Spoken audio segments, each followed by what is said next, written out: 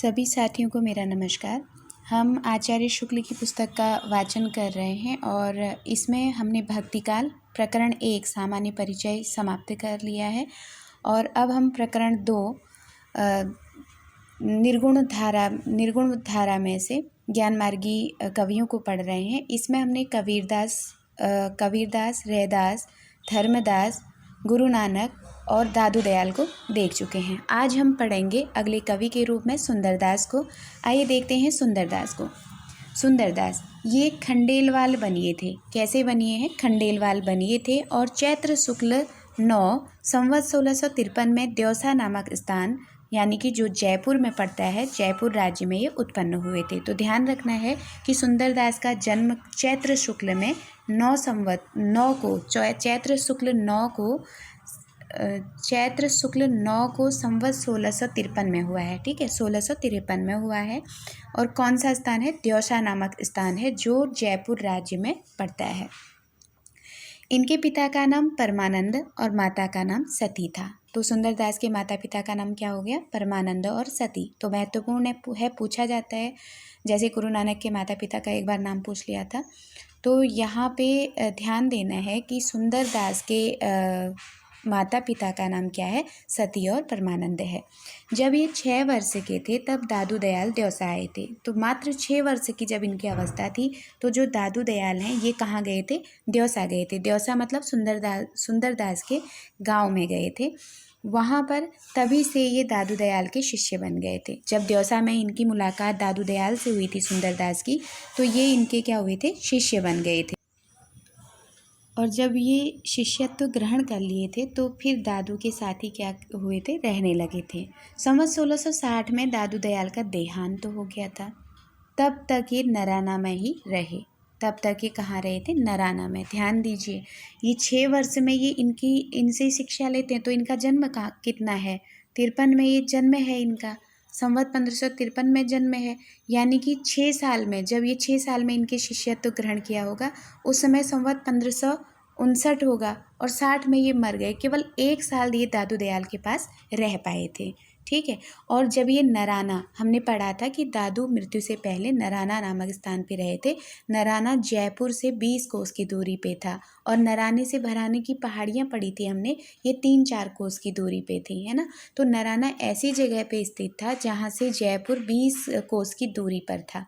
तो जब ये नराना में रहे थे तो जो सुंदरदास हैं ये भी इनके साथ नराना में रह रहे थे। ठीक 1 साल के बाद जब दादू की मृत्यु हो जाती है तो तब क्या होता है?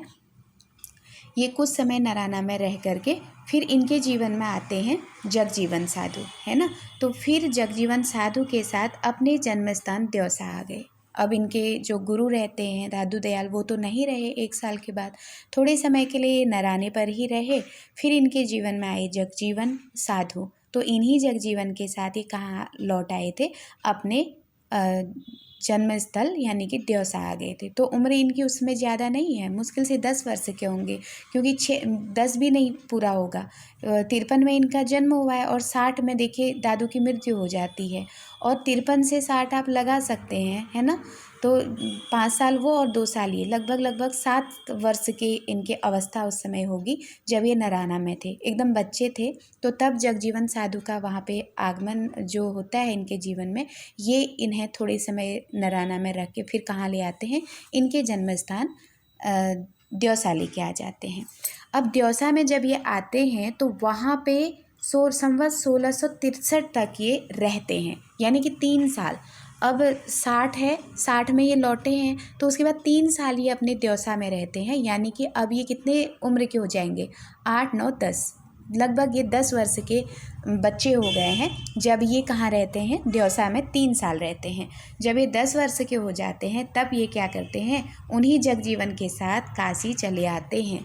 तो ध्यान दीजिएगा, ये फिर काशी उन्हीं के साथ पुनः लौट के काशी आ जाते हैं, जहाँ 30 वर्ष की अवस्था तक ये संस्कृत, व्याकरण, वेदांत और पुराण आदि पढ़ते हैं। और यहाँ 10 वर्ष वो है और 20 वर्ष वो, यानी कि 30 वर्ष की अवस्था तक। 30 वर्ष की अवस्था से तात्पर्य है 10 वर्ष में ये आए थे वहाँ से और 20 वर्ष में इन्होंने अध्ययन किया है, तो दोनों को ऐड करके 30 वर्ष की इनकी अवस्था हो गई है। और इस अवस्था तक इन्होंने क्या किया था, 30 वर्ष की अवस्था तक ये संस्कृत, व्याकरण, वेदांत, पुराण आदि पढ़ते रहे, है ना। तो जब ये 30 वर्ष के हो गए थे तो इन्होंने इन 20 सालों में, क्योंकि 10 साल के बाद तो ये 1 साल दादू के साथ रहे थे, फिर उनकी मृत्यु हो गई तो 3 साल ये फिर द्योसा में चले गए थे, तो वहाँ ये 7 से लेकर के 3 यानी कि 10 साल के हो गए। तो 3 साल जब वहाँ द्योसा से जगजीवन साधु जो रहते हैं वो अपने साथ इनको काशी ले आते हैं, तो काशी पे ये पठन पाठन करने लगते हैं। तो यानी कि 20 साल पूरा इन्होंने किसको दिया, शिक्षा को दिया, अपनी पढ़ाई को दिया। वहाँ पे वेद और वेद हो गया, संस्कृत, व्याकरण, वेदांत, पुराण आदि ये इन्होंने अध्ययन किया उनका। तो कुल मिला के ये अध्ययन करते करते इनकी अवस्था कितनी हो गई थी, 30 वर्ष की हो गई थी। संस्कृत के अतिरिक्त ये फारसी भी जानते थे। संस्कृत तो इन्होंने काशी पे आके अगर उसमें पांडित्य हासिल किया तो फारसी का भी इनको ध्यान था। काशी से लौटने पर ये, अब जब काशी, देखिए अभी तक ये कहाँ कहाँ रहे हैं वो सारी बातें आपको स्मरण रखनी है कि ये बहुत छोटे थे, जब 6 वर्ष के थे तो ये अपने ही घर द्योसा में दादू आए थे, उनसे शिष्यत्व ग्रहण कर लेते हैं। फिर 1 साल ये दादू के साथ नराना में उन्हीं के साथ रहते, तो दादू अपनी मृत्यु से थोड़ा पहले नराना में आए थे, तो ये भी नराना में ही इनके साथ रहे। जब दादू की मृत्यु 60 में हो जाती है तो ये क्या करते हैं, इनको जगजीवन साधु जो रहते हैं वो इनके जीवन में आते हैं और इनको वो द्योसा छोड़ देते हैं। तो द्योसा में ये 3 वर्ष रहते हैं, फिर उसके बाद पुनः जगजीवन साधु के साथ काशी आ जाते हैं और काशी पर ये विद्या अध्ययन, जिसमें ये वेदांत, पुराण, व्याकरण, संस्कृत, ये 4 चीज़ों को सीखते हैं। काफ़ी अच्छी पढ़ाई इनकी वहाँ पे हो जाती है। उसके बाद साथ साथ ये संस्कृत के साथ साथ फारसी को भी जानते हैं। जब इनकी पढ़ाई पूरी हो जाती है और ये काशी से लौटते हैं, जब काशी से लौटने पर ये राजपुताने के फतेहपुर नामक स्थान पर आ जाते हैं। अब ये किस स्थान पर आ रहे हैं, देखिए शिक्षा पूरी करने के बाद ये स्थान इनके जीवन में खास है ना। तो ये पूछा भी जाता है, आप लोग ध्यान रखेंगे, खासकर ये स्थान को आप ध्यान रखेंगे, शेखावाटी। ये प्रश्न पूछा जा सकता है, शेखावाटी स्थान पर कौन आके रहे थे, तो ये हमारे सुंदरदास थे। जब इन्होंने काशी से अध्ययन पूरा कर लिया था तो काशी से लौटने पर राजपुताना जो पड़ता है फतेहपुर में, राजपुताना यानी कि फतेहपुर, जिसको शेखावाटी, फतेहपुर में भी शेखावाटी नामक स्थान पर ये आके रहे थे। वहाँ के नवाब, तो शेखावाटी या फतेहपुर के नवाब थे अलीफ खां, इन्हें बहुत मानते थे।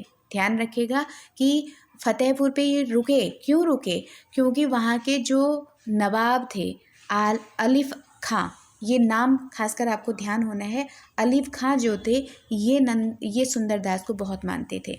इनका देहांत कार्तिक शुक्ल 8 चैत्र में जन्म हुआ था। कार्तिक शुक्ल 8 संवत 1746 को सांगानेर में हुआ है। ये महत्वपूर्ण है कि इनका जन्म कहाँ पर हुआ था, सांगानेर में हुआ है, कार्तिक में हुआ है, शुक्ल 8 की तिथि है और संवत 1746 है। ठीक है। इनका डील डॉल बहुत अच्छा था। इनका डील डॉल कैसा था, बहुत अच्छा, रंग गोरा और रूप बहुत सुंदर था। देखिए जैसा नाम वैसा ही इनका काम भी है। ये बहुत सुंदर भी थे, गोरे भी थे और रूप भी इनका बहुत सुंदर था। नाम भी क्या था, सुंदरदास था। स्वभाव अत्यंत कोमल और मृदुल था। तो सुंदरदास का जैसे ही सुंदर थे वैसे ही स्वभाव भी कैसा था, कोमल और मृदुल था। ये बाल ब्रह्मचारी थे। अब ये शब्द इनके लिए बहुत महत्वपूर्ण है कि कौन से निर्गुण संत हुए थे जो बाल ब्रह्मचारी थे, तो वो थे सुंदरदास। ठीक है। और स्त्री की चर्चा से सदा दूर रहते थे और इनकी वार्ताओं में स्त्री की चर्चा क्या होती थी, बहुत दूर, बहुत कम आती थी। निर्गुण पंथियों में यही एक ऐसे व्यक्ति हुए थे जिन्हें समुचित शिक्षा मिली थी। यानी कि जो निर्गुण पंथी जो संत थे, यहाँ पे ये पढ़े लिखे नहीं थे। केवल एक ही लोग जाने जाते हैं संत मत में, निर्गुण में। जो निर्गुण संत में पढ़े लिखे थे वो कौन थे, सुंदरदास थे। और जो काव्य कला की रीति आदि से अच्छी तरह परिचित थे। क्यों, कैसे परिचित हुए, क्योंकि जगजीवन के साथ आके काशी में खूब विद्या अध्ययन किए थे, तो इसलिए ये बहुत कुछ काव्य कला की रीति आदि को अच्छी तरह से जानते थे। अतः इनकी रचना साहित्यिक और सरस है। अब इन्होंने जो भी लिखा वो साहित्यिक और सरस है। और यहाँ पे ये प्रश्न इसलिए महत्वपूर्ण होता है क्योंकि निर्गुण भक्त जो भी, निर्गुण संत जो भी रहे हैं वो पढ़े लिखे नहीं थे, तो उनकी रचनाएं साहित्यिक और सरस नहीं हैं। अगर पूछा जाता है कि किस संत कवि की, किस निर्गुण संत कवि की रचनाएं साहित्यिक और सरस हैं, तो झट से दिमाग में आना है कि वहाँ पे पढ़े लिखे केवल सुंदरदास थे, तो उनकी ही रचनाएं साहित्यिक और सरस हैं। भाषा भी काव्य की मंझी हुई ब्रज भाषा है। तो पूछा जाता है ये प्रश्न भी कि भाषा कैसी प्रयोग की है इन्होंने, मंझी हुई ब्रज भाषा। एक होती है ब्रज भाषा, लेकिन एक है उसमें जो खरापन होता है ना, मंझी हुई, तो मंझी हुई ब्रज भाषा इनके उसमें देखने को मिलती है। भक्ति और ज्ञान चर्चा के अतिरिक्त नीति और देशाचार आदि पर भी इन्होंने बड़े सुंदर पद कहे हैं। तो ध्यान रखना है कि भक्ति और ज्ञान, जो भक्ति है उस पर भी पद लिखे और ज्ञान की बातें भी बताए तो ज्ञान पर भी पद लिखे। इसके अलावा इन्होंने नीति और देशाचार पर भी लिखा है। तो 4 बातें आपको यहाँ पे ध्यान रखनी है, भक्ति और ज्ञान चर्चा, नीति और देशाचार, इन 4 चीज़ों पर इन्होंने बहुत अच्छा ज्ञान दिया है, सुंदर पद लिखे हैं। और संतों ने केवल गाने के पद और दोहे कहे हैं, पर इन्होंने सिद्धहस्त कवियों के समान बहुत से कवित्त और सवैये भी रचे हैं। अब यहाँ कवित्त सवैये रचने की बात आई है कि जो और संत हुए थे उन्होंने क्या रचे हैं, कह रहे हैं गानों के पद। जैसे हमने गुरु नानक में भी पढ़ा था ना कि इनके गानों का, इनके भजन का संग्रह है, इनके गानों का है ना, तो उन्होंने गाने लिखे थे या फिर दोहे कहे थे, लेकिन इन्होंने कवित्त और सवैये भी लिखे हैं। तो ध्यान दीजिएगा, संत मत में कवित्त सवैये भी किसने लिखे हैं, तो सुंदरदास ने लिखे हैं। यूँ तो छोटे मोटे इनके अनेक ग्रंथ हैं, पर सुंदर विलास ही इनका अधिक प्रसिद्ध है। ठीक है, तो ये सुंदर विलाप नहीं होगा, सुंदर विलास होगा। शायद इनकी जो रचना मिलती है वो सुंदर विलास करके मिलती है। तो इनके अनेक ग्रंथ हैं, लेकिन इनका जो रचना है सुंदर विलास, ये सबसे अधिक प्रसिद्ध है। तो यहाँ पूछा जाएगा कि कौन सी, नाम में ही सुंदर आया है तो आप लोग पकड़ लेंगे कि इनकी जो सुंदर विलास रचना है ये बहुत अधिक प्रसिद्ध है, जिसमें कवित्त सवैये ही अधिक हैं। तो इनके सुंदर विलास में क्या मिलते हैं, कवित्त सवैये अधिक मिलते हैं। इन कवित्त सवैयों में यमक, अनुप्रास और अर्थालंकार आदि की योजना बराबर मिलती है। तो ध्यान रखिएगा, जो सुंदर विलास है उसमें कौन से अलंकारों का ज़्यादा प्रयोग मिला है, यमक, अनुप्रास और अर्थालंकार। तो यहीं से पुटअप करिएगा, ये प्रश्न महत्वपूर्ण होगा कि इनकी सुंदर विलास में कौन कौन से अलंकार मिले हैं। तो यमक है, अनुप्रास है और अर्थालंकार है। इनकी रचना काव्य पद्धति के अनुसार होने के कारण और संतों की रचना से भिन्न दिखाई पड़ती है। तो काव्य पद्धति जो इन्होंने अपनाई थी ना, जैसे और संत कवि हुए थे उन्होंने तो क्या किया था, कहीं कहीं अपनी वाणी को संग्रहित कर लिया था। जो संत समाज में जाते थे उन्हीं को ये लोग बोल देते थे, उपदेश या वाणी के माध्यम से उनको संग्रहित कर लेते थे, या गाना, या ये जो रहते थे दोहा गाना, ये सब मुँह से कह के अपना उसको संग्रह करवा लेते थे। लेकिन ये पढ़े लिखे थे तो इनकी जो रचना थी वो काव्य पद्धति के अनुसार थी। ठीक है, काव्य पद्धति के अनुसार होने के कारण ये और संतों से भिन्न जैसी दिखाई पड़ती थी, क्योंकि पढ़े लिखे थे। संत तो ये थे ही, पर कवि भी थे, है ना। संत तो थे ही लेकिन कवि भी थे। इससे समाज की रीति नीति पर इनकी बड़ी विनोदपूर्ण उक्तियाँ हैं। तो इन्होंने, जब ये कवि थे तो कवि से इन्होंने जो उस समय समाज की जो रीति नीति उस समय इनको दिखाई दी ना, उस पर इन्होंने बड़ी विनोदपूर्ण उक्तियाँ कही हैं। और ये पंक्तियाँ, हर एक लाइन आपको बढ़िया ढंग से याद होनी चाहिए कि किसके लिए क्या कहा है। ठीक है, तो गुजरात के लिए इन्होंने लिखा है, आभड़ चीत अतीत सो होत बिलार और कुकुर चाटत हांडी। तो याद रखिएगा, हांडी चाटने यानी कि कुकुर मतलब जो कुत्ता होता है, कुत्ते के द्वारा हांडी चाटने वाली बात। ठीक है, ये जो आभड़ चीत अतीत सो होत, बिलार और कुकुर, बिल्ली और कुत्ते, इनके द्वारा हांडी चाटने की जो बात आई है ये किस के लिए आई है, तो गुजरात पर। ये विनोदपूर्ण उक्तियाँ हैं इनकी, जो इन्होंने राज्यों को कोट करके कही है ना। तो गुजरात को इन्होंने कोट करके कहा है कि आभड़ चीत अतीत सो होत, बिलार और कुकुर चाटत हांडी। तो ध्यान रखिएगा, स्मरण रखिएगा कि बिल्ली और कुत्ते के द्वारा हांडी चाटने वाली जो विनोदपूर्ण उक्ति मिलती है इनकी, किसके लिए है, तो गुजरात के लिए है। दूसरा, मारवाड़ पर क्या कहते हैं, वृक्ष न नीरन उत्तम चीर, सुदेशन में गत देश है मारो। तो ये न यहाँ वृक्ष है कहते हैं, न नीर है ना, वृक्ष न नीर, न तो यहाँ वृक्ष है न तो यहाँ नीर है। उत्तम चीर, लेकिन यहाँ का जो पहनावा है ना वो उत्तम है, एकदम बढ़िया ढंग का है। सुदेशन में गत देश है मारो, और अच्छे देशों में ये मेरा देश है कहते हैं। अब यहाँ पे आप लोग ध्यान रख सकते हैं, ऐसे ही समझ में आएगा कि वृक्ष नहीं है और नीर भी नहीं है, कहाँ नहीं होता है, राजस्थान, जयपुर, इन्हीं एरियाओं में ना। तो ये इन्होंने मारवाड़ पर कही है। तो मारवाड़ पर इन्होंने कहा है कि वृक्ष न नीरन उत्तम चीर, सुदेशन में गत देश है मारू, ये इन्होंने मारवाड़ पे पंक्ति कही है। दक्षिण के लिए क्या कहते हैं कि रांधत प्याज बिगारत नाज, न आवत लाज करे सब भक्षण। सब कुछ खाने वाले हैं, हर समय यहाँ रंधाता है। प्याज क्या है, हर समय रंधाता है, गंध मतलब प्याज की आती है। बिगारत नाज, अब प्याज गंधाएगा क्या होगा, वो नाज बिगाड़ देगा। ना आवत लाज, इन लोगों को बिल्कुल भी लाज नहीं आती है। करे सब भक्षण, सब कुछ खाने वाले हैं।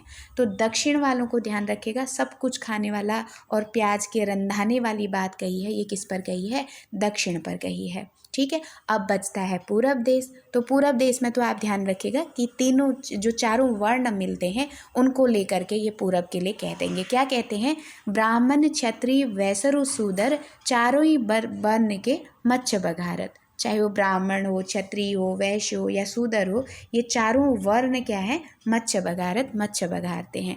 तो मच्छ बघारने वाले और चारों वर्ण का नाम लेकर के जो पंक्ति कही है वो किस पर कही है, पूरब पर कही है। तो अब हमको अच्छे से थोड़ी देर के लिए सोच के ये दिमाग में बिठाना है कि गुजरात, 4 राज्यों के लिए इन्होंने विनोदपूर्ण उक्तियाँ कही हैं।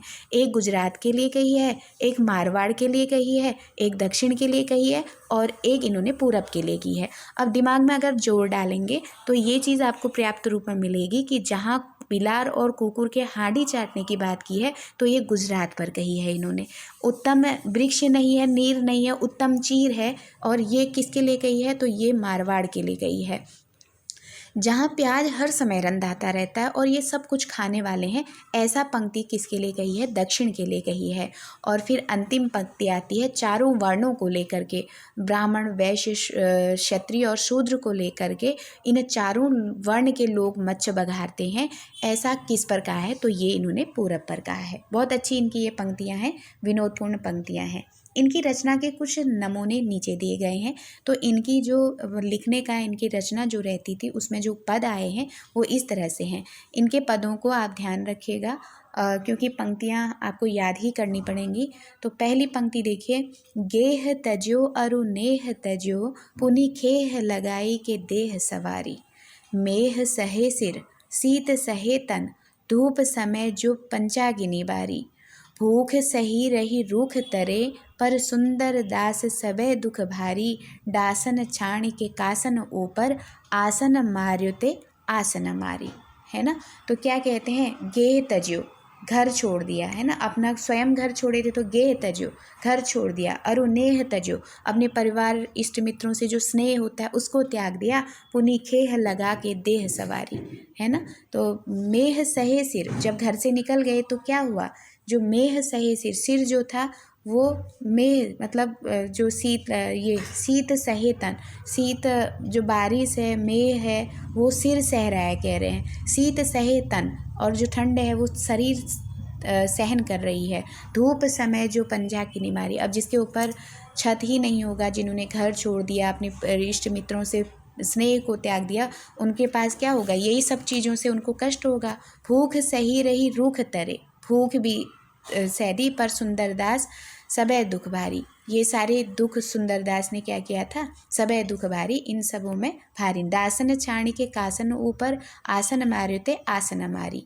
ठीक है, लेकिन कुल मिला के इसमें ये दिखाया है कि अपनी आस को इन्होंने नहीं मरने दिया था, है ना। तो इस तरह से ये पंक्ति अगर पूछी जाएगी तो घर तजने की बात, नेह को तजने की बात, तो ध्यान रखिएगा ये किसकी पंक्ति है, सुंदरदास की है। व्यर्थ की तुकबंदी और ऊटपुटान बानी इनको रुचिकर नहीं थी, है ना। और जैसे ये पढ़े लिखे थे, तो जैसे ये कभी सुनते थे कि कोई ऐसे ही बोले जा रहा है जिनको बोलने की तमीज़ नहीं है, उटपुटांग बोल रहे हैं, तो ऐसी बातें इनको बिल्कुल भी रुचि नहीं रखते थे उन बातों की तरफ को। इसका पता इनके इस कवित्त से लगता है। इनका एक कवित्त दिया गया है और इस कवित्त से पता चलता है कि इनको उटपुटान वाणी पसंद नहीं थी। देखिए क्या कवित्त है इनको।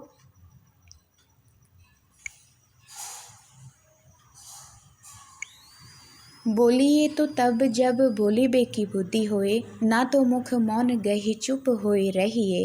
जोरिए तो तब जब जोरिबो को रीति जाने, तूक छंद अर्थ अनुप जामे लहिए। गाइए तो तब जब गाइबे को कंठ होए, श्रवण के सुनत ही मन जाए गहिए। तुक भंग छंद भंग अर्थ मिले न कछु, सुंदर कहत ऐसी बानी नहीं कहिए। तो सुंदरदास कैसी बानी नहीं कहने के लिए कह रहे हैं कि बोलीबे को, जब तुमको अगर कुछ आता है तब तुम बोलीबे की बुद्धि हो, जब तुम्हारे अंदर बोलने की बुद्धि होगी तभी तुम बोलो कहते हैं। चाहे वो किसी भी लेखक को कह रहे हो या किसी बुद्धिमान व्यक्ति को कह रहे हो, चाहे किसी के लिए भी इन्होंने कहा है, तो व्यक्ति को ये बोलते हैं कि तुम तब बोलो जब तुम्हारे अंदर बोलने की बुद्धि होगी। ना तो मुख मौन गही चुप होए रहिए। अगर बुद्धि नहीं है ना तो चुपचाप मुख अपना बंद करिए और चुप होकर के रहिए कहते हैं। जोरिए तो तब जब जोरिबो की रीति जाने, तुम जोरिए तब जब आप जोरिबे की रीति जानते हो। तुक छंद अर्थ अनुप जामे लहिए, जिसमें तुक छंद अर्थ ये सब आप जानते हो, तो तभी आप इसको जोड़िए कहते हैं ना। फिर कहते हैं गाइए तो तब जब गाइबे को कंठ होए। आपको गाना नहीं आता है, अब आप बिना कंठ होते हुए भी आप गा रहे हैं तो बहुत गंदा बेसुरा सुनाई देगा। तो कह रहे हैं आप तब गाइए जब आपको गाने का कंठ है, आपकी आवाज़ मधुर है, आप गा सकते हो उसको, वो सुनने में सुंदर सुरीली है, तो तभी आप इसको गाइए कहते हैं। गाइए तो तब जब गाइए बेको कंठ हो, जब आपके पास गाने लायक कंठ होए। श्रवण के सुनते ही मन जाए गहिए। तुक भंद छंद भंद अर्थ मिले न कछु। तुक भंद टूटा फूटा है ना, तुक नहीं मिल रहे हैं, छंद भंग और छंद इधर उधर पड़े हुए हैं, अर्थ मिले न कुछ, और जो गा रहे हो उसका कोई अर्थ नहीं मिल रहा है। सुंदर कहते ऐसी बानी ना कहिए। तो ऐसे बानी या ऐसे गाने से क्या फ़ायदा है ना, जब आपका अर्थ समझ में नहीं आ रहा है, आपका छंद भंग हो रहा है या आपका तुक नहीं मिल रहा है, तो ऐसे गाने से क्या फ़ायदा। तो आप इसको मत ही गाइए, है ना। तो बहुत अच्छा इन्होंने लिखा है। और ये पंक्ति से आप क्या जान रहे हैं इनके बारे में कि ये उटपुटान बाणी इनको बिल्कुल भी पसंद नहीं थी, इसका हमको इनके इस पद्य से पता लगता है। सुशिक्षा द्वारा विस्तृत दृष्टि प्राप्त होने से इन्होंने और निर्गुणवादियों के समान लोक धर्म की उपेक्षा नहीं की। बहुत महत्वपूर्ण बात है कि इन्होंने लोक धर्म की उपेक्षा नहीं की। क्यों नहीं की? क्योंकि ये पढ़ लिख गए थे, है ना। इनको जो शिक्षा इन्होंने ली थी उससे इनको एक विस्तृत दृष्टि प्राप्त हो गई थी, और उस दृष्टि के माध्यम से इन्होंने क्या किया था, जैसे अन्य निर्गुणवादी जो संत रहे हैं उन्होंने जो लोक धर्म की उपेक्षा की थी वो ये नहीं कर पाए। अपने दृष्टिकोण को इन्होंने विस्तृत करके देखा, इसलिए और संतों की तरह ये उनकी उपेक्षा नहीं कर पाए थे। पातिव्रत का पालन करने वाली स्त्रियों, रण क्षेत्र में कठिन कर्तव्य का पालन करने वाले सूरवीरों आदि के प्रति इनके विशाल हृदय के सम्मान के लिए पूरी जगह थी। तो इनका जो हृदय था ना उसमें भी किन के लिए बहुत सम्मान भरा हुआ था। एक पातिव्रत का पालन करने वाली स्त्रियां, जो पति धर्म का पालन करती हैं, ऐसी स्त्रियों के प्रति, और रण क्षेत्र में कठिन कर्तव्य का पालन करने वाले, जो अपनी जान को गंवा के भी अपने जो कठिन कर्तव्य है उनका उसको पूरा करते हैं, उनके लिए इनके हृदय में अटूट क्या थी, श्रद्धा थी, या उनके लिए पूरा पूरा सम्मान था कहिए। अब अभी इससे पहले जब हम इसको पढ़ रहे थे तो हमने पढ़ा था कि ये बाल ब्रह्मचारी थे और स्त्रियों के तरफ को देखते तक भी नहीं थे, है ना। यही चीज़ पढ़ी थी और ये विरोधाभास है इनका, है ना। वो स्त्रियों की तरफ नहीं देखते थे, तो इसलिए नहीं देख रहे थे क्योंकि वो ब्रह्मचारी थे। लेकिन इसका मतलब ये नहीं था कि वो अच्छी स्त्रियों के प्रति, उन स्त्रियों के प्रति कुछ कहने से चूके थे, या उन स्त्रियों के प्रति इनके हृदय में स्थान नहीं था जो पातिव्रत धारण करती थी, जो है, ठीक है। तो उसके संदर्भ में जैसे पंक्ति आती है तो हम लोगों को ये कन्फ्यूजन होता है कि ये सुंदरदास की होगी कि नहीं होगी, क्योंकि वो तो बाल ब्रह्मचारी थे और बात दिमाग में रहती भी है कि इन्होंने स्त्रियों की तरफ देखना भी इनको पसंद नहीं था, है ना। तो दोनों चीज़ें विरोधाभास इसलिए हैं, जो स्त्रियां इधर उधर न करके केवल अपने पतिव्रत व्रत का जो धारण करती थी, जो एकदम पतिव्रता थीं, उन स्त्रियों के प्रति इनके हृदय में अपार सम्मान था। तो दो बातें ध्यान रखना है कि दो के प्रति तो इनके हृदय में अपार सम्मान है, एक रण क्षेत्र में कठिन कर्तव्य का पालन करने वाले लोग और एक पतिव्रता धारण करने वाली स्त्री। तो इन दोनों के लिए स्त्रियों को तरफ न देखने वाले होकर के भी, ब्रह्मचारी होते हुए भी इनका जो हृदय था वो पतिव्रता स्त्रियों के लिए बहुत सम्मान करता था। क्या लिखते हैं उन स्त्रियों के बारे में, देखिए।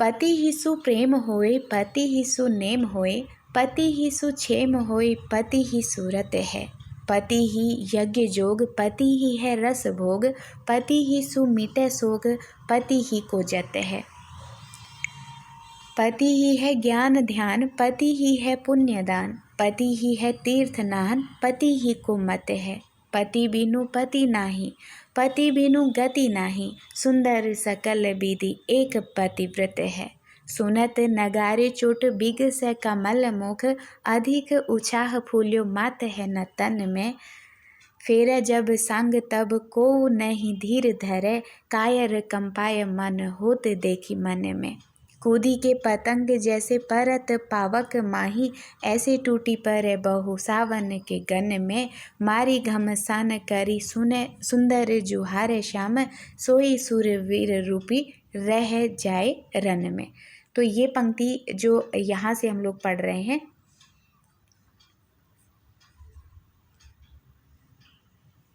इधर से जो हमने पढ़ी है ना, सुंदर नगारे चोट, ये उन रणभूमि में रहने वाले लोगों, जिसको कहा था कि रणभूमि में रहने वाले कर्तव्यनिष्ठ जो वीर थे, उनके संबंध में सम्मान था। तो ये जो यहाँ से आप यहाँ से जो पंक्ति देख रहे हैं नीचे की, कि सुनत नगारे चोट, ये रण में बजते हैं ना नगारे, तो वहाँ पे उनकी चोट को छीन करके ले करके ये यहाँ तक की जो पंक्ति आई है, ये उन वीरों के लिए पंक्ति है जिनके प्रति इनके हृदय में अपार सम्मान था। और यहाँ से जो पंक्ति मिल रही है, पति ही सु प्रेम होए, यहाँ से लेकर के आपको यहाँ तक जो पंक्ति दिख रही है कि गति नाही, ये पतिव्रता स्त्रियों के लिए इनकी पंक्ति है। क्या कितना अच्छा इन्होंने लिखा है उन स्त्रियों के बारे में कि वो पतिव्रता स्त्रियां पति ही सुप्रेम होए, वो केवल अपने पति से ही प्रेम रखती हैं, पति ही सुनेम होए, पति से ही उनका नाम है, पति ही सुक्षेम होए, पति ही सूरत है, उनके हृदय में हर समय पति ही बसे हुए हैं, पति ही है यज्ञ जोग, उनके लिए पति ही क्या है, यज्ञ जोग योग जो होता है वो सब पति ही रस भोग, और पति ही उनका क्या है, रस भोग है, पति ही सु मिटे सोग, पति से ही सोग मिटता है, पति ही को जत है, पति ही है ज्ञान ध्यान, पति ही क्या है, ज्ञान ध्यान है, और पति ही है पुण्यदान, और पति ही पुण्यदान है, पति ही है तीर्थ, पति है तो तीर्थ भी कर लिए, तीर्थ नहान मतलब तीर्थ नहाने के जैसे पति को, पति है तो तीर्थ नहान भी है, पति ही को मत है, पति बिनु पति नाही, अगर पति नहीं है तो पति नहीं है, पति मतलब यहाँ लाज से है ना, अगर पति बिनु पति नाही मतलब पति के बिना पति नाही, मतलब लाज भी नहीं रह पाएगी, है ना। पति मतलब जो कहते हैं ना, उसकी पति मतलब एक तो पति के लिए आ रहा है, और एक पति मतलब उसने पति रख दी, कहते हैं ना जतन, है ना। तो पति बिनु पति नाही, पति के बिना पति भी नहीं है, पति बिनु गति नाही, और पति के बिना हृदय में गति भी नहीं है। सुंदर सकल विधि एक पतिव्रत है। तो सुंदरदास क्या मानते हैं कि ऐसी स्त्रियां जो क्या हैं, पतिव्रत हैं, वही क्या है, सकल विधि एक पतिव्रत हैं। तो इसलिए पतिव्रता स्त्रियों के बारे में इन्होंने ये पंक्तियां लिखी हैं। और नगारे के लिए लिखते हैं, जो रणभूमि में लड़ने वाले रहते हैं उनके संबंध में लिखते हैं कि सुनत नगारे चोट विग से कमलभूत, जैसे ही जो ये वीर हैं, जैसे इनके नगारे की चोट सुनाई पड़ती है तो इनके कमल की तरह इनके मुँह क्या होते हैं, खिल उठते हैं। अधिक उत्साह फूल्यो मत है न तन में, है ना। इनके हृदय में क्या होता है, अधिक उत्साह फेरे सब सांग तब को नहीं धीर धैर्य कायर कंपाए मन होत देखी मन में, है ना। तो जो लोग रहते हैं इन वीरों को देख करके कायर की तरह कंपायमान होने लगते हैं। कूदी के पतंग जैसे परत पावक माही, कैसे लग रहे हैं, जैसे पतंग मतलब जो कीट होता है ना, वो दिए में आप लोग देखे होंगे आग के पीछे जो परिंदा या जो पतंग मतलब जो कीट रहते हैं कैसे अपने को आग में जला देते हैं। तो कूदी के पतंग जैसे ये वीर कैसे हैं, कह रहे हैं उस पतंग की तरह हैं जैसे वो आग में अपने को समा देता है, वैसे ये रणभूमि में आग की तरह झोंक दे रहे हैं अपने को। ऐसे टूटी परे बहु सावंत के गण में, तो ऐसे सावंत के जो गण है उसमें कैसे टूट पड़ रहे हैं, कह रहे हैं मारी घमसान करी सुंदर जुहारे श्याम सोई सूरवीर रूपी रह जाए रण में। तो ऐसे रण में क्या है, सूरवीर रह जाते हैं, कह रहे हैं। तो ऐसे सूरवीर रण में रह जाते हैं ना, तो अपने दुश्मन को देख करके उन पर पतंगे की तरह टूट पड़ना है ना, इस तरह के वीर हैं। तो ऐसे वीरों के लिए ये क्या कहते हैं कि उनके लिए अपने हृदय में सम्मान रखते हैं। इसी प्रकार इन्होंने जो सृष्टि तत्व आदि कहे हैं वे भी औरों के समान मनमाने और उटपटांग नहीं हैं, शास्त्र के अनुकूल हैं। पढ़े लिखे हैं तो शास्त्र के अनुकूल हैं, ठीक है। तो किसके, सृष्टि तत्व जो इन्होंने कहे हैं वो भी शास्त्र के अनुकूल हैं, मनमाने या उटपटांग नहीं हैं। उदाहरण के लिए नीचे का पद लीजिए जिसमें ब्रह्मा के आगे और सब क्रम सांख्य के अनुकूल हैं। क्या कहते हैं, ब्रह्म ते पुरुष और प्रकृति प्रकट भई, प्रकृति ते महतत्व पुनि अहंकार है, अहंकार होते तीन गुण सत रज तम, तम होते महाभूत विषय पसार है, रज होते इंद्री दस पृथक पृथक भई, सत होते मन आदि देवता विचार है, ऐसे अनुक्रम करी शिष्य सु कहत गुरु, सुंदर सकल यह मिथ्या भ्रम जाल है। तो ये पंक्ति भी आपको ध्यान रखना है कि ब्रह्म ते पुरुष और प्रकृति प्रकट भई, है ना, ब्रह्म से पुरुष और प्रकृति प्रकट हुई, प्रकृति से महत्त्व है ना, महत्व पुनि अहंकार है। अहंकार के तीन गुण बताए हैं, सत रज और तम। यहाँ पे एक प्रश्न भी क्रिएट हो सकता है कि अहंकार से के तीन गुण कौन कौन से बताए हैं, तो ये ध्यान रखना है, सत है, रज है और तम है। यहाँ से एक प्रश्न क्रिएट हो सकता है ना। तम होते महाभूत विषय पसार है, और जो तमहु जो तम गुण है उससे जो यहाँ पे तम है, इस तम से क्या होता है, महाभूत विषय पसार है, कह रहे हैं। रज होते इंद्री दस, जो रज गुण है उससे इंद्री दस पृथक पृथक भई। तो यहाँ जो सत रज और तम तीन गुण बताए हैं, इसमें से जो तम है उससे तो बता दिया कि ये महाभूत विषय है, और जो रज है उससे क्या कह रहे हैं कि ये इंद्री दस पृथक पृथक 10 इंद्री हैं। सत होते मन आदि देवता विचार है। अब जो सद्गुण बच रहा है उसमें क्या है, कह रहे हैं मन आदि देवता विचार हैं, ऐसे अनुक्रम करी शिष्य कहत गुरु, सुंदर सकल यह मिथ्या भ्रम जाल है। तो ये थे हमारे सुंदरदास। तो बहुत महत्वपूर्ण कवि और संत कवियों में पढ़े लिखे, सुंदर, कोमल और मधुर स्वभाव के थे। ये सब हमको सुंदरदास के बारे में ध्यान रखना है। अब हम पढ़ेंगे आज मलुकदास। आइए देखते हैं मलुकदास को।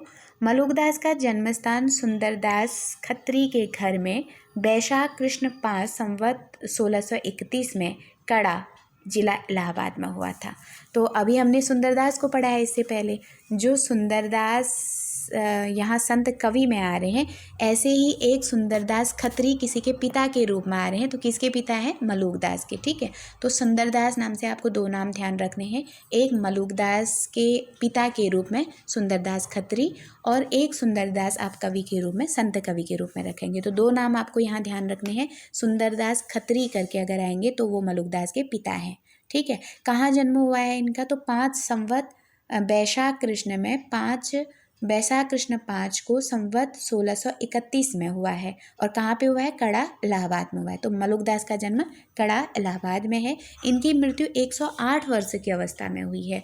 और मृत्यु कितने वर्ष की अवस्था में हुई है इनकी, 108 की अवस्था में हुई, अवस्था में संवत 1739 में हुई है।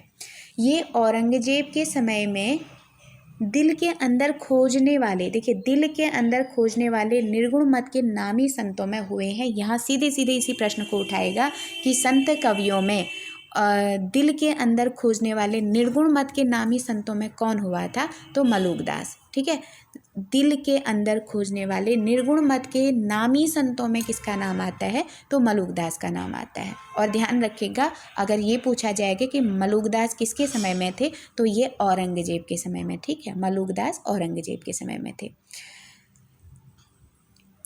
और इनकी गद्दियाँ, अब एक जैसे गद्दी हम लोग अक्सर पढ़ते हैं, उसकी गलता में है, उसकी सलेमाबाद में है, या उसकी वहाँ पर मलुकदास की गद्दियाँ बहुत जगह पे हैं। इनकी जो गद्दियाँ हैं वो कड़ा में है, जयपुर में है, गुजरात में है, मुल्तान में है, पटना में है, नेपाल में है और काबुल में है। कितनी ढेर सारी इनकी गद्दियाँ हैं, देखिए, कड़ा, जयपुर और गुजरात, मुल्तान, 4 एक साथ याद करिए, कड़ा, गुजरात, जयपुर, मुल्तान। ठीक है, कड़ा, जयपुर, मुल्तान और गुजरात, 4। फिर पटना, नेपाल और काबुल, पटना, नेपाल और काबुल।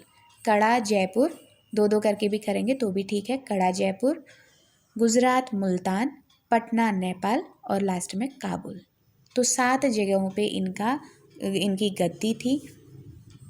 इनके संबंध में बहुत से चमत्कार या करामातें प्रसिद्ध हैं। तो ये भी याद रखिएगा कि संत कवि के बारे में चमत्कार और करामातें प्रसिद्ध हैं। तो मलुकदास के लिए कहते हैं कि एक बार इन्होंने एक डूबते हुए शाही जहाज को, यही इनकी करामात है। ठीक है, डूबते हुए शाही जहाज को पानी के ऊपर उठाकर बचा लिया था और रुपयों का तोड़ा गंगा जी में तैराकर इलाहाबाद भेज दिया था। तो ये यहाँ से उठ के आएगा कि किसके चमत्कार का वर्णन करते हुए ये कहा गया है कि इन्होंने डूबते हुए शाही जहाज को पानी के ऊपर उठाकर बचा लिया और रुपयों का तोड़ा गंगा जी में तैराकर इलाहाबाद तक भेजा दिया था। किसके संदर्भ में ये आती है पंक्ति? तो ये हमारे मलुकदास के संदर्भ में आती है। आलसियों का यह मूल मंत्र है ना, तो बोलते हैं कि आलसियों के लिए मूल मंत्र है मलुकदास का। क्या कहते हैं? पंक्ति सबको याद है कि अजगर करे न चाकरी, पंछी करे न काम, दास मलुका कह गए सबके दाता राम। क्या कहते हैं? कि सबको देने वाले दाता राम है, न अजगर करे न चाकरी, जिस तरह से अजगर चाकरी नहीं करा, पंछी कोई काम नहीं करता है, दास मलुका कह गए सबके दाता राम, यानी कि सबको देने वाले कौन है? राम है। ये पंक्ति किसकी है? इन्हीं की है। इनकी 2 पुस्तकें मिलती हैं, एक रत्न खान और एक ज्ञानबोध। बहुत मोस्ट है। रत्न की खान किसके पास होगी? मलुक के पास। और ज्ञान का बोध भी किसके पास होगा? मलुक के पास, है ना। रत्न खान और ज्ञानबोध, ज्ञान का बोध मलुकदास और रत्नों की खान मलुकदास के पास। तो रत्न खान और ज्ञानबोध इनकी 2 पुस्तकें हैं। हिंदुओं और मुसलमान दोनों को उपदेश देने में प्रवृत्त होने के कारण दूसरे निर्गुणवादी संतों के समान इनकी भाषा में भी फारसी और अरबी भाषा का प्रयोग मिलता है। क्यों इनकी भाषा में फारसी अरबी आया? तो सीधे सीधे बता दिया है कि हिंदू और मुसलमान दोनों को ये उपदेश देते थे। तो अगर दोनों को उपदेश देंगे तो मुसलमानों के उपदेश के लिए इनको फारसी अरबी का प्रयोग करना पड़ेगा और हिंदुओं के लिए इनको हिंदी खड़ी बोली अगर है तो ये आपको ध्यान रखना है कि ये शब्दावली भी इनके उसमें देखने को मिलती है। इसी दृष्टि से बोलचाल की खड़ी बोली का पुट इन सब संतों की बानी में एक सा पाया गया। तो खड़ी बोली अगर हिंदी है तो खड़ी बोली का पुट है और मुसलमान है तो अरबी फारसी का पुट है, यानी कि दोनों भाषाओं का पुट हमको इसमें मलुकदास में मिलता है। इन सब लक्षणों के होते हुए भी इनकी भाषा सुव्यवस्थित और सुंदर है। इतना सब कुछ है, अरबी फारसी भी है, खड़ी बोली भी है, ये सब होने के बावजूद भी क्या कहते हैं कि इनकी भाषा जो है वो सुव्यवस्थित और सुंदर है। कहीं कहीं अच्छे कवियों का सा पद विन्यास और कवित्व आदि छंद भी पाए जाते हैं। कुछ पद बिल्कुल खड़ी बोली में हैं। आत्मबोध, वैराग्य, प्रेम आदि पर इनकी वाणी मनोहर है। तो ये बहुत मोस्ट प्रश्न है कि मलुकदास की वाणी की मनोहरता किन चीज़ों में देखने को मिलती है? तो आत्मबोध, वैराग्य और प्रेम आदि पर इनकी वाणी बड़ी मनोहर है। दिग्दर्शन मात्र के लिए कुछ पद्य आप नीचे देख सकते हैं। अब तो अजपा जपो मन मेरे, मलुकदास की पंक्ति है कि अब तो अजपा जपो मन मेरे, सुर नर असुर टहलवा जाके, मुनि गंधर्व हैं जाके चेरे। 10 अवतारी देखी मत भूलो, ऐसे रूप घनेरे, अलख पुरुष के हाथ बिकाने, तब ते नैन ही हेरे। कह मलूक तू चेत अचेता, काल न आवे नेरे, नाम हमारा खाक है हम खाकी के बंदे, खाक ही से पैदा किए अति गाफिल गंदे। तो ये जो पंक्ति है ना, यहाँ नाम हमारा खाक है हम खाकी, अक्सर ये पूछी जाती है कि ये किसकी है, तो ये हमारे मलूकदास की है। ठीक है। कबहु न करते बंदगी, दुनिया में भूले, आसमान को ताकते घोड़े चढ़ फूले, सबहिन के हम सबे हमारे, जीव जंतु मोहि लागे प्यारे, तीनों लोक हमारी माया, अंत कतहु से कोई नहीं पाया, 36 पवन हमारी जाति, हम ही दिन और हम ही राति, हम ही तरवर कीट पतंगा, हम ही दुर्गा हम ही गंगा, हम ही मुल्ला हम ही काजी, तीरथ बरत हमारी बाजी, हम ही दशरथ हम ही राम, हमरे क्रोध और हमरे काम, हम ही रावण हम ही कंस, हम ही मारा अपना वंश। तो इस तरह से ये दोनों पंक्तियाँ किसकी हो गई, मलूकदास की हो गई। ठीक है।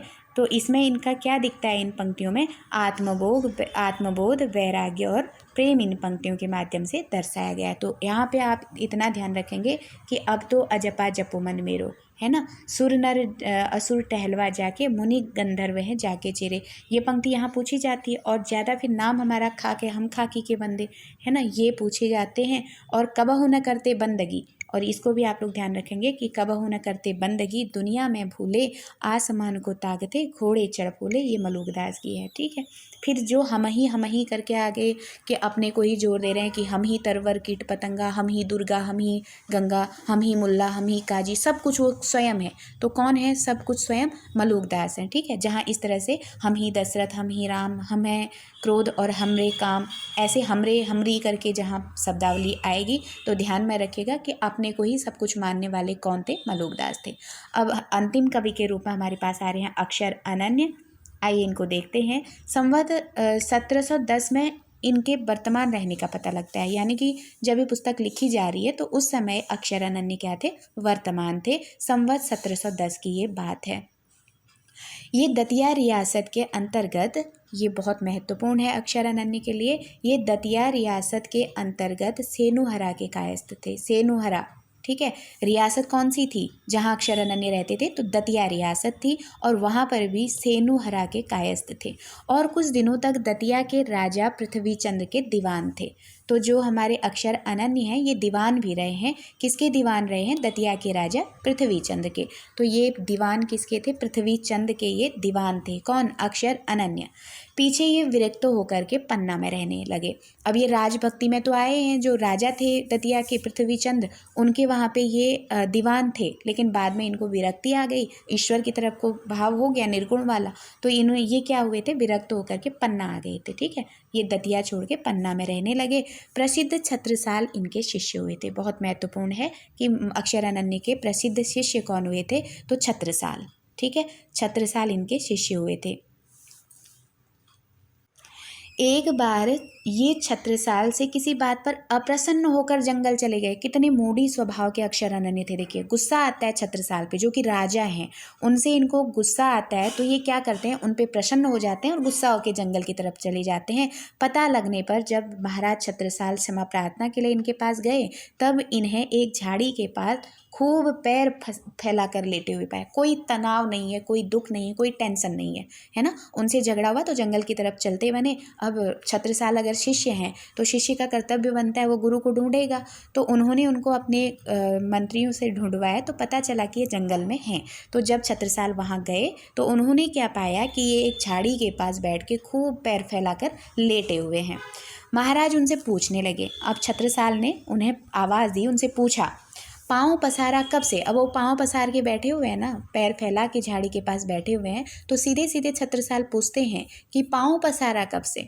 तो चट से उत्तर क्या देते हैं ये इनको अक्षर अनन्य, कि हाथ समेटा जब से। अब पाँव पसारने वाले कौन हैं, पाँव पसारा है अक्षर अनन्य ने, और हाथ समेटने वाले कौन हैं, राजा छत्रसाल हैं, है ना। तो जैसे ही उन्होंने उनको पैर फैलाए देखा, तो स्वाभाविक सा बात था कि उनके तो पैर फैले हुए हैं, वो दिख रहे हैं राजा को, तो उन्होंने बोल दिया कि पाँव पसारा कब से।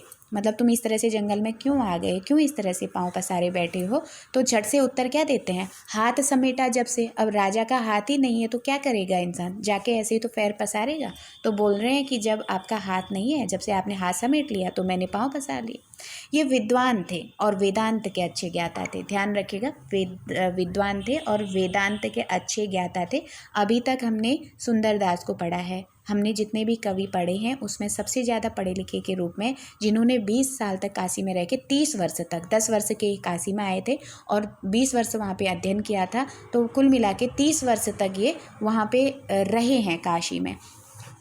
तो काशी में जब ये शिक्षा लिए हैं तो इन्होंने संस्कृत में भी लिया, व्याकरण में भी लिया, पुराणों पर भी पढ़ा, वेदांत पर भी पढ़ा है, तो इतना सब कुछ पढ़े हुए हैं। उसके बाद अगर वेदांत का ज्ञान रखने वाला कोई हुआ है तो वो अक्षर अनन्य हुए हैं। इन्होंने योग और वेदांत पर कई ग्रंथ लिखे। तो इनके जो ग्रंथ हैं ना, इनके ग्रंथ ढूंढने बहुत आसान होते हैं क्योंकि इनके ग्रंथों में आपको योग या जोग शब्द बहुत ज़्यादा मिल जाएगा। तो योग और वेदांत पर इन्होंने कई ग्रंथ लिखे।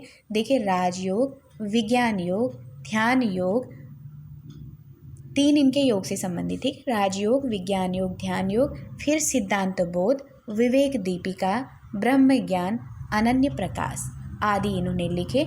और सबसे इम्पोर्टेंट बात ये आ रही है कि दुर्गा सप्तशती का हिंदी पद्यों में इन्होंने अनुवाद किया है। अगर पूछा जाएगा कि हिंदी दुर्गा सप्तशती का हिंदी पद्यों में किसने अनुवाद, किस संत कवि ने अनुवाद किया था, तो आंसर होगा अक्षर अनन्य का।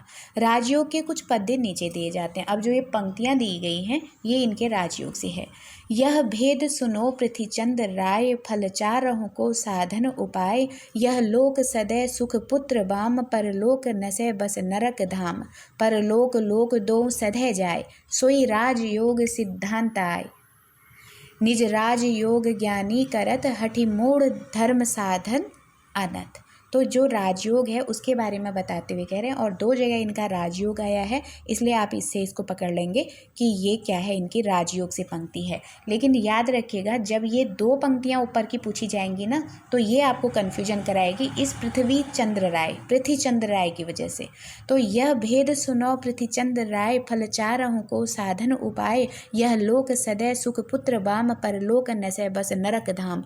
ये पंक्ति किसकी है, तो यह लोक सदै सुख पुत्र बाम है ना, तो पुत्र से लोक सदना और परलोक नसै बस नरक धाम। तो इस तरह से लोक का सुख और परलोक का वो दोनों चीज़ें बताने वाले कौन हुए थे, अक्षर अनन्य हुए थे। तो ये पृथ्वीचंद राय से आप लोग कंफ्यूज नहीं होइएगा, पृथ्वीराज नहीं है, पृथ्वीचंद राय है। तो पृथ्वीचंद राय जहाँ पे आएगा वो अक्षर अनन्य की पंक्ति में आएगा। जैसा कि ऊपर कहा जा चुका है, निर्गुण मार्गी संत कवियों की परंपरा में थोड़े ही ऐसे हुए हैं जिनकी रचना साहित्य के अंतर्गत आ जाती है, क्योंकि ज़्यादा लोग पढ़े लिखे नहीं थे तो इसमें थोड़े ही ऐसे हुए जिनकी रचनाएं साहित्य के अंदर आ सकती हैं।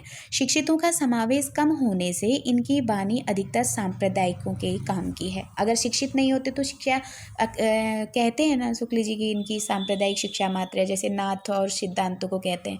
और जैनों की जहाँ बात आती है तो उनको सीधे सीधे कहते हैं कि ये धार्मिक ग्रंथ हैं इनके, है ना, जहाँ जो चीज़ उनको मिला वो चीज़ कहा है। तो निर्गुण भक्तों के लिए भी ये कह रहे हैं कि जब इनकी जो वाणी है शिक्षा का समावेश न होने के कारण ये भी अधिकतर कैसी जान पड़ती हैं, सांप्रदायिक जान पड़ती हैं। उसमें मानव जीवन की भावनाओं की वह विस्तृत व्यंजना नहीं है जो साधारण जन समान को आकर्षित कर सके। इस प्रकार के संतों की परंपरा यद्यपि बराबर चलती रही थी और एक नए पंथ निकलते रहे, पर देश के सामान्य साहित्य पर उनका कोई प्रभाव नहीं रहा। तो क्या कह रहे हैं, संत इतने ही नहीं है, कह रहे हैं ऐसे लिखने वाले संत बहुत हुए थे, कह रहे हैं, और उनका जो लिखना था उसने साहित्य पर कोई विशेष प्रभाव नहीं रहा। दादू दयाल की अब बता रहे हैं कि कौन कौन से थोड़ा थोड़ा आए हैं, थोड़ा थोड़ा बताया है, तो इसको देखिए।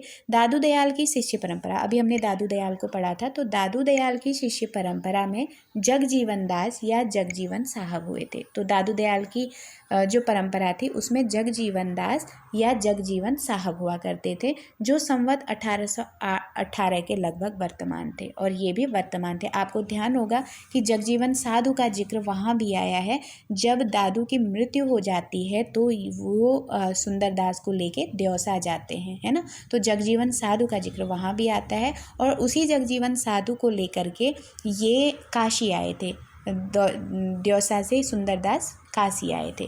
तो ये दादू की ही शिष्य परंपरा में थे, और ये कब वर्तमान थे, तो 1818 में थे। ये चंदेल ठाकुर थे। तो जगजीवन कौन थे, ये चंदेल ठाकुर थे, और कोटवा बाराबंकी के निवासी थे। तो ध्यान रखिएगा कि ये एक चंदेल ठाकुर हैं। तो जगजीवन कौन थे, ये चंदेल ठाकुर थे, और कहाँ के रहने वाले थे, बाराबंकी, कोटवा बाराबंकी के निवासी थे। ठीक है, बाराबंकी मतलब कोटवा को बाराबंकी भी कहते हैं, तो कोटवा बाराबंकी के निवासी थे। इन्होंने अपना एक अलग सत्यनामी संप्रदाय चलाया। तो पूछा जाता है कि सत्यनामी संप्रदाय किसका है, तो जगजीवन दास का है। ठीक है, ये मोस्ट है, ये वाले को आप मोस्ट में करिएगा, IMP है ना। सत्यनाम, जहाँ संप्रदाय करके ऐसे नाम आता है वो बहुत महत्वपूर्ण हो जाता है। तो सत्यनामी संप्रदाय, सत्यनाम जग में करना है ना, तो सत्यनामी संप्रदाय जग में, तो सत्यनाम कहाँ पे करना है, जग में। इनकी वाणी में साधारणतः ज्ञान चर्चा है। इनके शिष्य दूलम दास हुए थे। अब ये भी बहुत महत्वपूर्ण है, अक्सर सबके याद रहते हैं। तो दादू दयाल के शिष्य जगजीवन दास, और जैसे दादू आगे जुड़ रहे हैं ना जगजीवन के ही परंपरा में, ये दादू दयाल के ही परंपरा में जैसे जगजीवन आ रहे हैं ना, तो जगजीवन अगर दादू के परंपरा में आ रहे हैं तो जगजीवन के बाद भी तो कोई द से ही आएगा, तो आगे दादू और बाद में दूलम। तो दादू और दूलम ध्यान रखिएगा। तो दादू दयाल के शिष्य जगजीवन, और जगजीवन के शिष्य हुए दूलम दास, जिन्होंने एक शब्दावली लिखी है। इनकी एक शब्दावली मिलती है, इन्होंने शब्दावली लिखी है। उनके शिष्य तोंवर दास हुए थे। तो दूलम दास के शिष्य कौन हुए थे, और यही सब चीज़ें यहाँ पे भूलती हैं, जो एकदम से डीप प्रश्न पूछे जाते हैं वो यहीं से होते हैं। तोंवर दास, तो पूछा जाएगा कि संत कवियों में तोंवर दास किसके शिष्य थे, तो क्या उत्तर आएगा, तो तोंवर दास शिष्य हैं दूलम दास के, है ना। दूलम दास के शिष्य हुए हैं तोंवर दास, और पहलवान, 2 शिष्य हुए हैं, एक पहलवान दास। तो अब हमको दादू वाला थोड़ा सा रखेंगे कि दादू दयाल के शिष्य हुए थे जगजीवन दास, जगजीवन दास के शिष्य हुए थे दूलम दास। जगजीवन के कौन हुए, दादू और दूलम, दोनों मिल रहा है ना, पहले भी दादू आए हैं, बाद में भी दूलम आ रहे हैं। तो दादू दयाल के शिष्य के रूप में जगजीवन दास, और जगजीवन के शिष्य के रूप में दूलम दास, और दूलम दास के 2 शिष्य हुए, एक तोंवर और एक पहलवान, तोंवर दास और पहलवान दास। तुलसी साहब, गोविंद, अब ये अन्य जो निर्गुण कवि हैं उसको देखें, तुलसी साहब, गोविंद साहब, भीखा साहब, पलटू साहब आदि अनेक संत हुए थे, और बाद में भी संत कवि हुए हैं जिनमें नाम आता है तुलसी साहब का, गोविंद साहब का, भीखा साहब का, पलटू साहब का, ये भी यहाँ पे संत हुए थे। प्रयाग के बेल्वेडियर प्रेस ने इन प्रकार के बहुत से संतों की वाणियाँ प्रकाशित की हैं। अब ध्यान रखिएगा कि कौन सी प्रेस थी जिन्होंने संतों की वाणियों को प्रकाशित किया था, तो प्रयाग के बेल्वेडियर प्रेस। ये भी मोस्ट प्रश्न है कि संतों की वाणियों का जो प्रकाशन कराया था वो किसने कराया था, तो प्रयाग के बेल्वेडियर प्रेस ने किया था। निर्गुण पंथ के संतों के संबंध में यह अच्छी तरह समझ रखना चाहिए कि उनमें कोई दार्शनिक व्यवस्था दिखाने का प्रयत्न व्यर्थ है। तो इनके लिए क्या कह रहे हैं, निर्गुण पंथ के संतों के संदर्भ में यह अच्छी तरह समझ रखना चाहिए कि उनमें कोई दार्शनिक व्यवस्था दिखाने का प्रयत्न व्यर्थ है ना। उनमें कोई दार्शनिक व्यवस्था नहीं दर्शानी है। उन पर द्वैत, अद्वैत, विशिष्टाद्वैत आदि का आरोप करके वर्गीकरण करना दार्शनिक पद्धति की अनभिज्ञता प्रकट करेगा। अगर उन पर आप जो संत कवि हैं इन पर अगर आप द्वैत, अद्वैत या विशिष्टाद्वैत का आरोप करके वर्गीकरण करेंगे कह रहे हैं, तो ये दार्शनिक पद्धति की अनभिज्ञता को प्रकट कराएगा, है ना। तो यानी कि आप अगर उन पर द्वैत, अद्वैत और विशिष्टाद्वैत में ले जा करके बंटवारा करना चाहेंगे तो वो उन विद्वानों के लिए क्या होगा कह रहे हैं, दार्शनिक पद्धति की अनभिज्ञता होगा। वो उसको प्रकट करेगा कि ये दार्शनिकता से अनभिज्ञ हैं। उनमें जो थोड़ा बहुत भेद दिखाई पड़ेगा वह उन अव्ययों की न्यूनता या अधिकता के कारण जिनका मेल करके निर्गुण पंथ चला है। जैसे किसी में वेदांत के ज्ञान तत्व का अव्यय अधिक मिलेगा, किसी में योगियों के साधना तत्व का, किसी में सूफियों के मधुर प्रेम का और किसी में व्यावहारिक ईश्वर भक्ति का, जैसे कर्ता पिता प्रभु की भावना से युक्त का। यह दिखाया जा चुका है कि निर्गुण पंथ में जो थोड़ा बहुत ज्ञान पक्ष है वह वेदांत से लिया हुआ है। तो ध्यान रखेंगे कि जो निर्गुण पंथ है ना, यहाँ ये प्रश्न बहुत मोस्ट है कि निर्गुण पंथ में जो ज्ञान पक्ष है वो किससे लिया हुआ है, तो ये वेदांत से लिया हुआ है। बहुत मोस्ट प्रश्न है कि निर्गुण में जो हम ज्ञान शब्द पढ़ते हैं ना, ज्ञान मार्गी या ज्ञान पक्षी जो पढ़ते हैं वो कहाँ से लिया हुआ है, तो वेदांत से लिया हुआ है, जो प्रेम तत्व है। और जो निर्गुण पंथ में ही प्रेम तत्व लिया गया है वह सूफियों का है। ठीक, तो ध्यान रखिएगा जो निर्गुण पंथ चला उसमें जो ज्ञान पक्ष को हम देखते हैं ना, वो ज्ञान पक्ष किससे लिया है, वो वेदांत से लिया है। और जो निर्गुण में हमको प्रेम तत्व देखने को मिलता है ये किससे मिला इनको, ये सूफियों से मिला है, न कि वैष्णवों से। तो यहाँ पे बता रहे हैं कि इनको ज्ञान पक्ष वेदांत से हुआ है और जो प्रेम तत्व इन्होंने ग्रहण किया है वो सूफियों से लिया है, न कि वैष्णवों से। अहिंसा और प्रपत्ति के अतिरिक्त वैष्णवत्व का और कोई अंश उनमें नहीं है। अहिंसा और प्रपत्ति के अतिरिक्त वैष्णवों का कुछ भी इनके अंदर नहीं है। उसके सुरति और निरति शब्द बौद्ध सिद्धों के हैं। बौद्ध धर्म के अष्टांग मार्ग हैं सम्यक स्मृति, सम्यक समाधि। सम्यक स्मृति वह दशा है ना, बौद्ध धर्म के अष्टांग मार्ग हैं सम्यक सृष्टि और सम्यक समाधि, इस तरह से। तो सम्यक जो स्मृति है वह दशा है जिसमें क्षण क्षण भर मिटने वाला ज्ञान स्थिर हो जाता है। तो यहाँ से आप इसको मोस्ट करेंगे कि क्षण क्षण पर मिटने वाला ज्ञान स्थिर हो जाता है, ये क्या कहलाता है, तो ये सम्यक स्मृति कहलाता है। ठीक है, जब क्षण क्षण में थोड़े थोड़े देर पर मिटने वाला ज्ञान, जो ज्ञान मिट रहा था, जब वह स्थिर हो जाता है तो वो क्या कहलाता है, सम्यक स्मृति कहलाता है और उसकी श्रृंखला बच जाती है। समाधि में साधक सब संवेदनों से परे हो जाता है, अतः सुरति निरति शब्द योगियों की वानियों से आए हैं, वैष्णवों से उनका कोई संबंध नहीं है। अगर पूछा जाएगा जो ये सुरति निरति शब्द मिलते हैं ये किसके उससे आपको मिले हैं, तो योगियों की वाणी से। ठीक है, योगियों मतलब नाथ योगियों की वाणी से हमको ये मिलते हैं, वैष्णवों से इस सुरति निरति का कोई संबंध नहीं है। तो इस तरह से आज हमारा प्रकरण 2 भी समाप्त हो गया। अब हम लोग पढ़ेंगे अगले टर्न में सूफी कवियों के बारे में और हम जो प्रकरण चलाएंगे वो प्रकरण 3 होगा। अब हमारा ये जो आज प्रकरण 2 भक्तिकाल पूरा हुआ है, इसमें आप लोग क्या करेंगे, दूसरी प्लेलिस्ट में जाके इसी में बनी हुई है, इससे प्रश्नोत्तरी को आप लगाइएगा तो आपको लगेगा कि आप बहुत कुछ कर जा रहे हैं। तो इसी तरह से एक विशिष्ट तैयारी आप लोगों की होगी। उसमें ज़्यादा प्रश्नोत्तरी मैं क्रिएट नहीं की हूँ क्योंकि मेरा माध्यम पढ़ना नहीं था, मैं केवल प्रश्नोत्तरी ही क्रिएट कर रही थी। तो वो थोड़ा तुलसीदास तक पहुँची हुई है, उस समय तक रीडिंग करते हैं और जैसे ही रीडिंग हो जाएगी वहाँ तक हम पहुँच जाएंगे उन प्रश्नोत्तरी तक, फिर मैं एक दिन आपको रीडिंग और दूसरे दिन उसके प्रश्नोत्तरी भेजूंगी। इस तरह से दोनों वीडियो आप साथ साथ देखेंगे तो आपका ज्ञान थोड़ा सा स्थिर होगा। तो इसी के साथ बहुत बहुत धन्यवाद, आभार।